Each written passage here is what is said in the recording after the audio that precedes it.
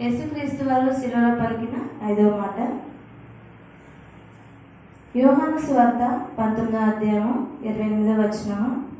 అటు తరువాత సమస్తమును అప్పటికి సమాప్తమైనదని యేసు ఎరిగి లేఖనము నెరవేరినట్లు నేను దప్పిగొనుచున్నానని.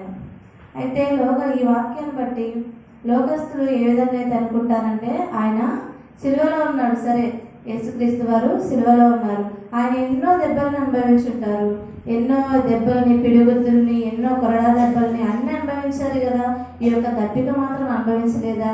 దీన్ని మాత్రం ఎందుకు బయటికి చెప్పారు?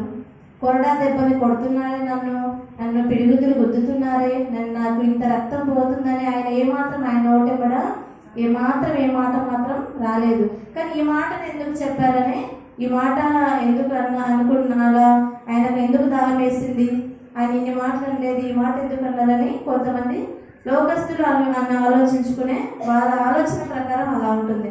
అయితే ఆయన మన కొరకే శరీరానుసారంగా ఆలోచించుకున్నట్లయితే ఆయన మనుష్య రీతిగానే భూమి మీదకి వచ్చిండు.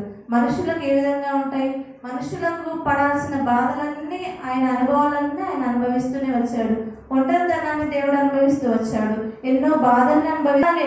ఒక మనిషి ఎన్ని బాధలైతే పడతారో అన్ని బాధల్ని దేవుడు అనుభవిస్తూనే వచ్చాడు. వాళ్ళు వచ్చిన బిడ్డ కదా, ఆయనకి ఏ కష్టం లేకుండా లేదు, ఆయనకి ఏ బాధ లేకుండా లేదు. మనలాగే ఆయన భూమి మీద నుంచి ప్రతి ఒక్క బాధని, ప్రతి ఒక్క ఫీలింగ్ని, ప్రతి ఒక్క అనుభవాన్ని కూడా ఆయన అనుభవిస్తూనే వచ్చిందనమాట.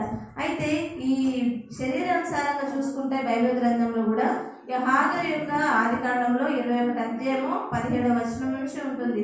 హాగరు తన చిన్నవాడి దాహాన్ని కూడా దేవుడు తీరుస్తూ వచ్చిందనమాట.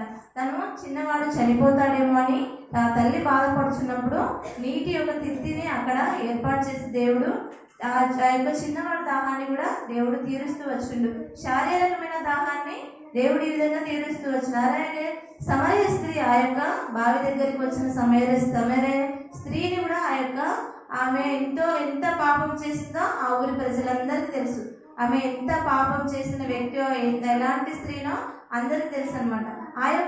ఆమె దాహాన్ని కూడా నేను ఇచ్చే నీళ్లు, ఈ నీళ్లు ఎవరైతే తాగుతారో ఇంకెప్పటికీ తప్పికొండని దేవుడు లేఖనాలు సెలవిస్తున్నాయి.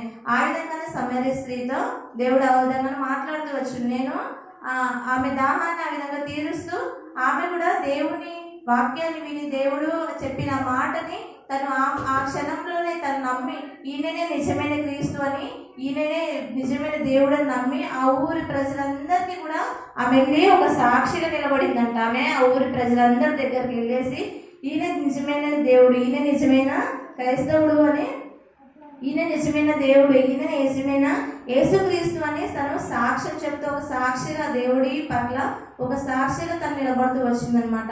ఆ విధంగా మన జీవితంలో కానీ తను సమరయ స్త్రీ జీవితంలో ఎన్నో పాపాలు చేసిండొచ్చు, ఎన్నో దోషాలు ఉన్నాయి ఆమె జీవితంలో. అలాగే మన జీవితంలో కూడా మనం ఎన్ని పాపాలు చేసినప్పటికీ, ఎన్ని దోషాలు చేసినప్పటికీ కూడా మరి అనుకోవచ్చు మన జీవితంలో నేను ఇన్ని పాపాలు, మీరు వెళ్ళకుండా ఒకటే ఎంతో మంది మనల్ని అంటుండొచ్చు. అయినప్పటికప్పుడు వాళ్ళకి సమాధానం ఏంది? అయినప్పటికీ సమరయ స్త్రీ దగ్గరికి దేవుడు వెళ్ళాడంట. అప్పుడు దేవుడు చెప్తున్నాడు, ఈ లోకంలో ఏ భేదం లేదు, అందరూ పాపలై ఉన్నారని దేవుడు వాక్యాలు సెలవిస్తున్నాయి. కాబట్టి ఎవరైనా మందిరానికి రావచ్చు, ఎవరైనా మందిరంలో ఉండొచ్చు అనమాట. కొంతమంది మనస్సాక్షి ఏం చెప్తుంది, నేను చాలా తప్పులు చేసిన, మందిరంలోకి నేను రాను, అందుకే నేను వెళ్ళట్లేదు, ఈ తప్పులన్నీ మానుకున్నాక నేను మంచి దారిలో వెళ్ళిన తర్వాత నా జీవితంలో ఏ తప్పులు చేయకుండా నేను ఉన్నప్పుడు, అంటే కొంతమంది కొన్ని వ్యసనాలకి గురైతా ఉంటారు. ఆ వ్యసనాలు పోగొట్టుకుంటే మందిరానికి వస్తానని కొంతమంది అనుకుంటుంటారు అనమాట. నేను తెలిసి తప్పులు చేస్తున్నా, తాగుడు వ్యసనం అనే కాదు, ఇంకా ఎన్ని వ్యసనాలు ఉన్నా ఆ వ్యసనం ఉన్న మనిషికి వచ్చే ఆలోచనే అదనమాట. అయితే అలాంటి వ్యక్తిని ఈ యొక్క సమరయ స్త్రీనే దేవుడు మార్చినప్పుడు నిన్ను మార్చలేడా? తను ఎన్నో పాపాలు చేసినప్పుడు తను మార్చినప్పుడు దేవుడు మనల్ని మార్చడా? ఆ విధంగా ఆ యొక్క స్త్రీ దాహాన్ని దేవుడు తీర్చినట్టే దేవుడు కూడా మన పాపాన్ని క్షమించి, మనము ఆ స్త్రీ అయితే ఎలాగా తన తప్పును ఒప్పుకొని ఈయన నిజమైన దేవుడు అని తను ఎలాగైతే ఒప్పుకుంటుందో, మన జీవితంలో కూడా మనం ఆ విధంగా ఒప్పుకున్నట్లయితే దేవుడు యొక్క దాహాన్ని, ఆయన యొక్క దప్పికని మనము తీర్చిన వారం అవుతాము. అదే ఈ విధంగా శారీరకమైన దాహం ఈ విధంగా ఉంటుంది. ఆత్మల కొరకైనా దాహం ఆయనకి ముఖ్యంగా వచ్చిందనమాట. ఆత్మల కొరకు ఎందుకు? దేవుడు మన కోసమే చనిపోయిందని అందరూ అనుకోరు. అయితే లోకస్తులు అలా అనుకుంటుంటారు. అయితే మన బిడ్డలకు మనము తెలిసి కూడా మనము ఆ విధంగా కొన్ని నమ్మలేకపోతాము. అయితే దేవుడు లేఖనాలు సెలవిస్తున్నాయి. ఆయన మత్తయి సువార్త 28వ అధ్యాయము 19వ వచనంలో ఈ విధంగా రాసుంటుంది అనమాట. మనము మీరందరూ వెళ్ళి సర్వ సృష్టికి మీ శిష్యులందరూ వెళ్ళి సువార్తని ప్రకటించండి అని అక్కడ ఉంటుందన్నమాట. ఒకసారి చదువుదాం. మత్తయి సువార్త 28వ అధ్యాయము 19వ వచనం. మీరు వెళ్ళి సమస్త జనులను శిష్యులుగా చేయండి, తండ్రి యొక్క కుమారుని యొక్క పరిశుద్ధాత్మ యొక్క నామంలోనికి వారికి బాప్తిసం ఇచ్చు, నేను మీకు ఏ సంగతులను ఆజ్ఞాపించినో వాటిని అన్నిటినీ గైకొనవలెనని వారికి బోధించి. అయితే దేవుడి యొక్క దాహము, ఆయన యొక్క దప్పిక ఏంటి అంటే ఆత్మల కొరకు. ఎన్ని ఆత్మలు నశిస్తున్నాయో మన కళ్ళ ముందు మనం చూస్తూనే ఉన్నామన్నమాట.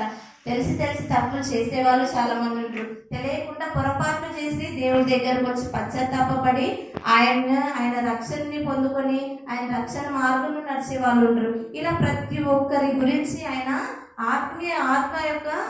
ఆత్మ కృష్ణపరుచున్నదంట మన కోసమే సెలవిస్తున్నాయి. ఆయన దప్పిక ఏంటంటే ఆత్మల కొరకైనా దప్పిక అనమాట. మనము ఇక్కడైతే ఆయన దప్పిక ఉన్నప్పుడు వాళ్ళు చేదు చిరకనైతే ఇస్తూ వచ్చారు కదా. అయితే ఆ చేదుకి చిరక ఎందుకు ఇస్తూ వచ్చారు? ఆ ఇచ్చినప్పటికీ ఆయన చేదుకే ఈ లోకంలో ఉన్న మనము దేవుని వాక్యాన్ని వదిలేసి, దేవుడి చిత్తాన్ని వదిలేసి మన ఇష్టానుసారంగా మనము నడుచుకుంటూ సరే తర్వాత చూసుకోవచ్చులే, కొంతమంది ముసలోళ్ళు అయినాక బాప్తిసం తీసుకోవచ్చులే, ఇప్పుడు అవసరమా బాప్తిస్మము, ఇప్పుడు ఎందుకు బాప్తిస్మం, అసలు మనం కరెక్ట్గా ఉండలేమో, బాప్తిసం తీసుకుంటే చాలా కరెక్ట్గా ఉండాలా అని చాలా మంది వెనుకడిగేసిన వాళ్ళు నాకు తెలిసి చాలా మంది ఉన్నారు. మరి మీకు తెలిసి ఇంకా చాలా మంది ఉంటుంటారు కదా. అయితే అట్లా ఇప్పుడు బాప్తిసం తీసుకోవాలి, ఇదే ఏజ్లో బాప్తిసం తీసుకోవాలని ఏమి లేదనమాట. నువ్వు ఎప్పుడైతే దేవుని సొంత రక్షకుడిగా ఈ దేవుడు ఉంటే చాలు, ఈయన మార్గంలో నేను నడవాలా, ఈయన ఆజ్ఞ చొప్పున నేను జీవించాలా, నా నీతి మార్గంలో నేను వెళ్ళాలా అని ఎప్పుడైతే మనం అనుకుంటామో అప్పుడు నువ్వు దేవుడు ప్రార్థన చేసుకొని తర్వాత దేవుడి చిత్తానుసారంగా నువ్వు బాప్తిసం తీసుకున్నప్పుడే ఆయన సొత్తుగా, ఆయన బిడ్డగా మనము మార్చబడతావు. నువ్వు తీసుకున్నన్ని రోజులు నువ్వు లోకస్తుడివే. నువ్వు ఎంత ప్రార్థన చేసినా, నువ్వు ఏ విధంగా ఉన్నా దేవుడి బిడ్డ, దేవుడికి సొత్తుగా, ఆయన కుమార్తెగా నువ్వు మార్చబడలేవు అనమాట. అయితే ఈయన శిష్యులని మనందరినీ కూడా ఆయన చెప్తున్నాడు, మీరందరూ నా వాక్యాన్ని, మనము ఏ విధంగా ఉండాలైతే దేవుడి వాక్యాన్ని ప్రకటించేవారిగా, ఆయన వాక్యానుసారంగా మనం నడిచేవారిగా, దేవా నేను చేసే పనిలో, నేను వెళ్ళే నడకలో, నా ఆలోచనలో కానీ, నా జీవితంలో, నా భవిష్యత్తులో కానీ, ఎక్కడైనా ఏ స్థలంలో అయినా, నా గృహంలో కానీ, నేను చేసే పని దగ్గరైనా, ఎక్కడైనా నేను ఎవరితో అయినా మాట్లాడుతున్నప్పుడైనా ప్రభు నీ చిత్తానుసారంగా మాత్రమే, నీ చిత్త ప్రకారంగా మాత్రమే నా జీవితం ఉండాలి ప్రభు. నా ఇష్ట ప్రకారం ఎక్కడ వద్దు. నేను ఏవైనా ఆశించని, నా శరీరానికి ఆశలకు ఏమైనా కొరత ఉంటుందా? దానికి ఏం లిమిట్ అనేది ఉండదు. శరీరం అనేది, మనస్సు అనేది, ఆశలు కోరికలు మనకు వస్తూనే ఉంటాయి. నీకు ఇంత ₹1,00,00,000 ఇచ్చినా సరిపోతుందని ఎవరైనా చెప్తారా? సరిపోదు, నాకు ఇంకొంచెం కావాలనే చెప్తారనమాట. అయితే మన శరీరము ఆ విధంగా ఉంటుంది. మనం ఏమన్నా శరీరాన్ని మనము జయిస్తూ ఉండాలన్నమాట. దేవుడు సాతానుతో పోరాడుతూ ఉన్నాడు కదా అక్కడ. మనము కానీ సాతాను క్రియలు, అవన్నీ సాతాను క్రియలే. మనల్ని ఏదైతే కలవరపరిచేది ఏం కదా, ఒకసారిగా తప్పు చేసేది, ఇంకొకసారే కదా దేవుడు క్షమిస్తాడులే, ఏం కాదు, దేవుడు ఇప్పుడు తప్పు చేసి దేవుడి దగ్గరికి వెళ్ళేసి ఒప్పుకుంటే ఏం కాదు, క్షమిస్తాడులే అని చాలా మంది ఆలోచనలు ఉంటాయి. అట్లాంటి ఆలోచన అన్నీ ప్రేరేపిస్తూ ఉంటుంది అనమాట. ఏం కాదు, ఒకసారి తప్పు చేయలే, ఏమైంది, దేవుడు క్షమిస్తాడంట కదా, ఏం కాదులే అని చెప్తా ఉంటుంది. కానీ ఆ ఆలోచనలో నుంచి మనము బయటికి రావాలన్నమాట. లేదు, దేవుడు చెప్పిండు, ఆయన వాక్యానుసారం చెప్పి, నేను బాప్తిసం తీసుకున్నా తీసుకోకపోయినా నేను మందిరానికి వెళ్తున్నా, నేను ఆయన బిడ్డని, నా కొరకు ఆయన పరిశుద్ధమైన రక్తాన్ని సిలువలో కారుస్తూ వచ్చిండు. ఆయన 3 గంటల వరకు మనమైతే ఉంటామా? ఏ మనుషులు ఉండలేరు. దాన్ని చెప్పినట్లు దైవచంద్రాలు చెప్పినట్లు ఈ లోకంలో కూడా ఆయన మరణించి తిరిగి లేచిన వాళ్ళు ఎవరూ లేరనమాట. దేవుడికి సాక్షిగా నిలబడంటే ఆయన మాత్రమే, ఏకైక దేవుడిగా ఆయన మాత్రమే ఉంటూ వచ్చిందనమాట. అయితే దేవుడు మన కోసం ఆ కల్వరి శిలువలో ఆయన ఒక పరిశుద్ధమైన రక్తాన్ని, అమూల్యమైన రక్తాన్ని తన శరీరంలో ఏమాత్రం కూడా ఆ రక్తాన్ని బొట్టును కూడా ఆయన ఉంచుకోలేదు. అంత తీవ్రంగా ఆయన్ని దూషిస్తూ వచ్చారు. అంత పిడిగుద్దులతో అన్ని రక్తంతో ఆయన శరీరం కూడా నాగలి సాలవాళ్ళు దున్నబడుతూ వచ్చిందనమాట. ఆ యొక్క పరిశుద్ధమైన రక్తాన్ని మనము జ్ఞాపకం చేసుకుంటూ మనము ఈ రోజున నువ్వు ఇన్నాళ్ళు ఏ విధంగా ఉన్నావో అది నీ ఇష్టం. ఈ విధంగా ఇప్పుడు ఈ వాక్యం ద్వారా దేవుడే నీతో మాట్లాడుతున్నాడని నువ్వు అనుకోవాలా. నీకే చెప్తున్నా, దేవుడు నీతోనే మాట్లాడుతున్నాడు. నువ్వు ఇన్నాళ్ళు ఏ విధంగా ఉన్నావో నీ ఇష్టం. అది ఇప్పుడు దేవుడి చిత్త ప్రకారంగా ఉండాలని మనం అనుకోవాలి.